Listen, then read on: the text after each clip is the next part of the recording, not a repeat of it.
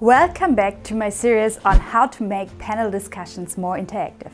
Today I want to talk about some ways to engage with your audience. It's very important to keep the audience engaged because usually we also have experts in the audience and we really want them to get something new out of the panel discussion we are moderating on stage. So the first way is actually to find out if they agree or disagree with what's being said on stage. One way to do it is to hand out these cards before, and people will have like different colors on their seat, and red means, oh, I don't agree, and green means, I do agree. And maybe you have something in between, but if you don't want to make it too confusing, you can also skip the yellow one. Another way to do this is to directly ask your audience, like, who does agree? Then people can maybe show their hand, but that could be also a little bit too much. I'm just giving you ideas here and you can take from it whatever you want. Another famous or infamous thing could be to let the audience actually move. I've actually never done this, but I read about it and I thought that's a fun idea.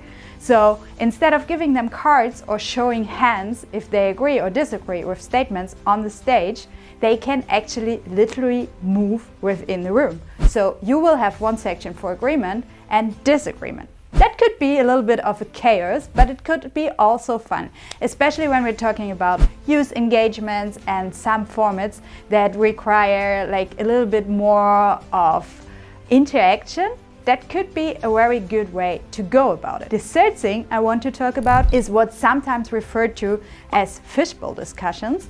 A fishbowl discussion is usually a discussion where one seat is empty on the stage and people from the audience can come in and voice their opinion, discuss a little bit with the panelists, and then go out again.